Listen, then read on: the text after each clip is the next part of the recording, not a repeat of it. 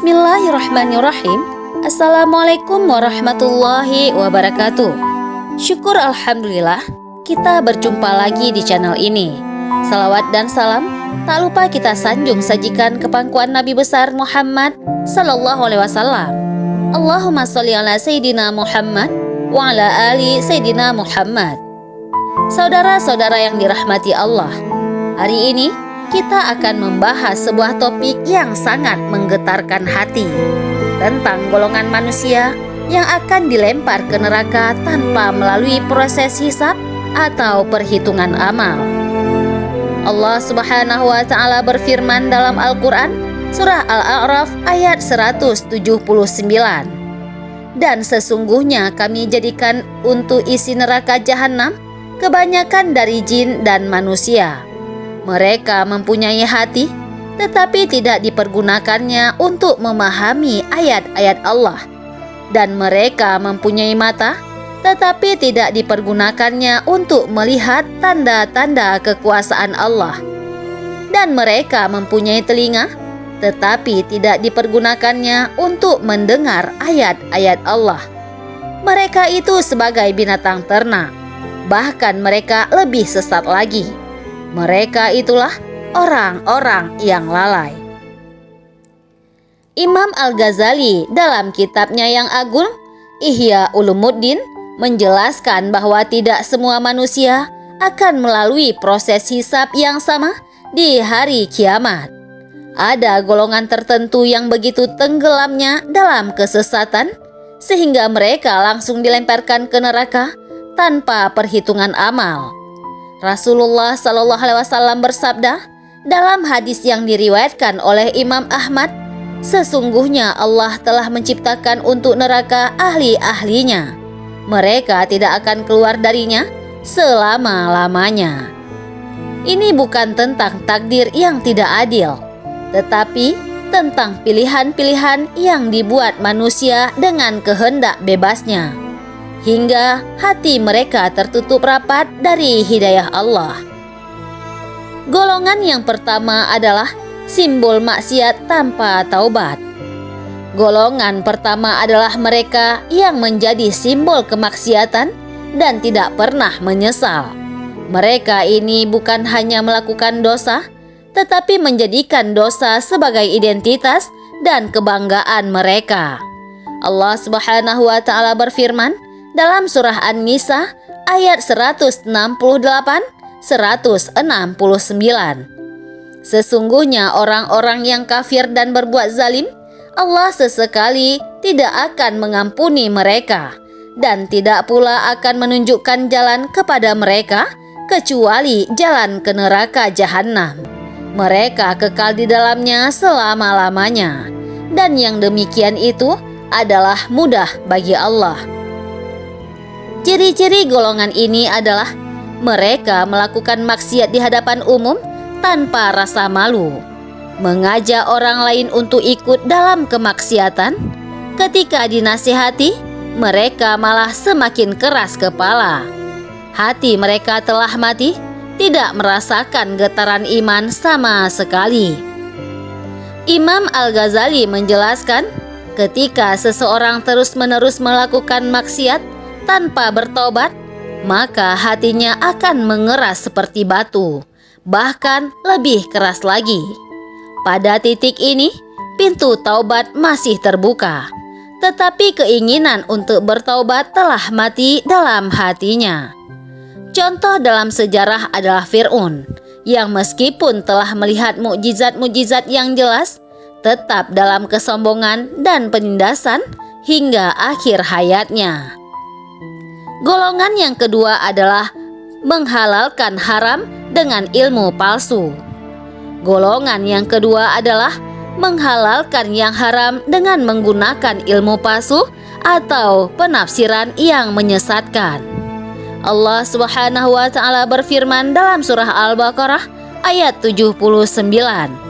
Maka kecelakaanlah bagi orang-orang yang menulis Alkitab dengan tangan mereka sendiri, lalu dikatakannya, ini dari Allah, dengan maksud untuk memperoleh keuntungan yang sedikit dengan perbuatan itu. maka kecelakaanlah bagi mereka akibat apa yang ditulis oleh tangan mereka, dan kecelakaanlah mereka akibat apa yang mereka kerjakan. Ciri-ciri golongan ini adalah mereka memiliki pengetahuan agama tetapi menggunakannya untuk menyesatkan, memutarbalikkan ayat Al-Quran dan hadis untuk kepentingan pribadi, memberikan fatwa sesat untuk memuaskan hawa nafsu penguasa atau massa, dan menjual agama untuk keuntungan duniawi.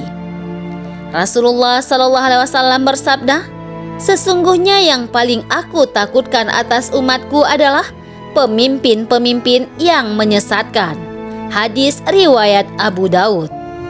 Imam Al-Ghazali memperingatkan, ulama yang menjual ilmunya untuk dunia adalah lebih berbahaya daripada 1000 abid ahli ibadah yang jahil, karena yang awam akan mengikuti mereka dengan dalih agama. Mereka inilah yang akan ditanya dengan pertanyaan yang paling berat di hari kiamat, karena mereka tidak hanya menyesatkan diri sendiri, tetapi juga menyesatkan orang lain dengan menggunakan nama agama. Golongan yang ketiga adalah penyesat ribuan jiwa. Golongan yang ketiga ini adalah mereka yang mengajak ribuan, bahkan jutaan orang ke jalan yang sesat. Allah Subhanahu wa Ta'ala berfirman dalam surah An-Nahl ayat 25, supaya mereka memikul dosa-dosanya dengan sempurna pada hari kiamat, dan sebagian dosa-dosa orang yang mereka sesatkan yang tidak mengetahui sedikit pun bahwa mereka disesatkan. Ingatlah, amat buruklah dosa yang mereka pikul itu. Rasulullah SAW bersabda, "Barang siapa yang mengajak kepada kesesatan, maka baginya dosa seperti dosa-dosa orang yang mengikutinya, tanpa mengurangi dosa-dosa mereka sedikit pun." Hadis riwayat Muslim. Golongan ini mencakup pemimpin aliran sesat yang mengaku nabi atau Tuhan, tokoh yang menyebarkan ideologi bertentangan dengan Islam, influencer yang menyebarkan kemaksiatan kepada jutaan pengikut, dan media yang sengaja menyebarkan konten merusak akidah dan akhlak. Imam Al-Ghazali menjelaskan, dosa seseorang yang menyesatkan satu orang saja sudah sangat berat, apalagi yang menyesatkan ribuan orang. Mereka akan memikul dosa setiap orang yang tersesat karena pengaruh mereka hingga hari kiamat. Yang lebih mengerikan lagi adalah dosa mereka terus bertambah selama ajaran sesat mereka masih diamalkan orang, bahkan setelah mereka mati. Golongan yang keempat adalah pemimpin yang zalim tanpa takut Allah. Golongan yang keempat ini adalah pemimpin zalim yang menindas rakyat tanpa rasa takut kepada Allah Subhanahu wa Ta'ala. Allah Subhanahu wa Ta'ala berfirman dalam surah Ibrahim ayat 42, "Dan janganlah kamu mengira Allah lengah dari apa yang diperbuat oleh orang-orang yang zalim. Sesungguhnya Allah memberi tangguh kepada mereka sampai hari yang pada waktu itu mata mereka terbelalak." Rasulullah SAW bersabda, "Sesungguhnya Allah memberikan tangguhan kepada orang yang zalim, hingga apabila Allah menyiksanya, Dia tidak akan melepaskannya lagi." Kemudian Rasulullah SAW membaca ayat, "Dan demikianlah siksaan Tuhanmu apabila Dia menyiksa negeri-negeri yang zalim, sesungguhnya siksaannya itu sangat pedih lagi keras." Hadis riwayat Bukhari dan Muslim. Ciri-ciri golongan ini adalah menggunakan kekuasaan untuk menindas dan menzalimi rakyat, merampas hak-hak rakyat untuk kepentingan pribadi, membuat hukum yang bertentangan dengan syariat Allah, dan tidak peduli dengan penderitaan rakyat yang dipimpinnya. Imam Al-Ghazali berkata, pemimpin yang zalim adalah laknat di dunia dan di akhirat. Di dunia dia dilaknat oleh rakyat yang dizaliminya. di akhirat dia akan merasakan azab yang tidak pernah terbayangkannya. Hadis kudusi menyebutkan, "Hai hamba-hambaku, sesungguhnya aku telah haramkan kezaliman atas diriku dan aku jadikan kezaliman itu haram di antara kalian. Maka janganlah kalian saling menzalimi." Golongan yang kelima adalah menolak kebenaran karena sombong. Golongan yang kelima ini adalah mereka yang mengetahui kebenaran tetapi menolaknya karena kesombongan dan keangkuhan. Allah Subhanahu wa taala berfirman dalam surah Al-Baqarah ayat 146. Orang-orang yang telah kami berikan Alkitab kepada mereka mengenal Muhammad seperti mereka mengenal anak-anaknya sendiri. Dan sesungguhnya sebahagian dari mereka menyembunyikan kebenaran, padahal mereka mengetahui. Contoh terbaik adalah iblis yang mengetahui kebenaran perintah Allah tetapi menolaknya karena kesombongan. Allah Subhanahu wa taala berfirman dalam surah Shad ayat 74 sampai 76. Kecuali iblis, dia menyombongkan diri dan adalah dia termasuk golongan orang-orang yang kafir. Allah Subhanahu wa taala berfirman, "Hai iblis, apakah yang menghalangimu untuk bersujud kepada yang telah kuciptakan dengan kedua tanganku? Apakah kamu menyombongkan diri ataukah kamu merasa termasuk orang-orang yang lebih tinggi?" Iblis menjawab, "Aku lebih baik daripadanya. Engkau ciptakan aku dari api, sedang dia engkau ciptakan dari tanah." Ciri-ciri golongan ini adalah mereka mengetahui Islam adalah agama yang benar, tetapi menolaknya karena takut kehilangan kedudukan atau harta, mempunyai ego yang sangat tinggi untuk mengakui kebenaran, dan lebih memilih mempertahankan kebatilan daripada merendahkan diri. Imam Al-Ghazali menjelaskan, kesombongan adalah dosa yang paling berbahaya karena ia menghalangi seseorang dari menerima kebenaran.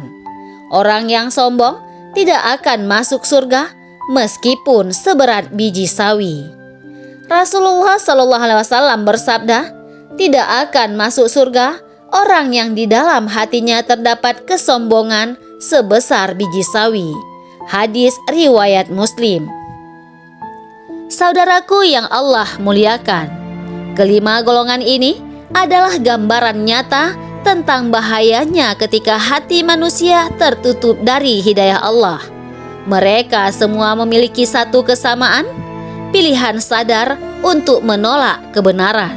Imam Al-Ghazali dalam Ihya Ulumuddin mengingatkan kita, pintu taubat selalu terbuka selama nyawa masih dikandung badan dan matahari belum terbit dari barat. Tetapi janganlah menunda-nunda taubat karena kita tidak tahu kapan ajal kita akan menjemput. Marilah kita introspeksi diri. Apakah kita termasuk yang melakukan maksiat tanpa malu? Apakah kita menggunakan ilmu untuk membela kebatilan? Apakah pengaruh kita membawa orang kepada kebaikan atau kesesatan? Apakah kita menggunakan kekuasaan untuk keadilan atau kezaliman? Dan apakah kesombongan menghalangi kita dari menerima kebenaran? Allah Subhanahu wa taala Maha Pengampun, tetapi Dia juga Maha Adil. Selagi masih ada waktu, marilah kita bertaubat dengan taubatan nasuha, taubat yang tulus dan sungguh-sungguh.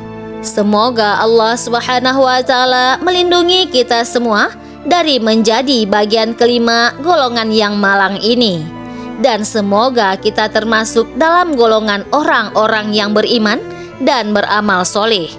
Rabbana atina fid dunya hasanah wa fil akhirati hasanah wa qina azabannar. Wallahu alam bisawab. Barakallahu fikum. Wassalamualaikum warahmatullahi wabarakatuh.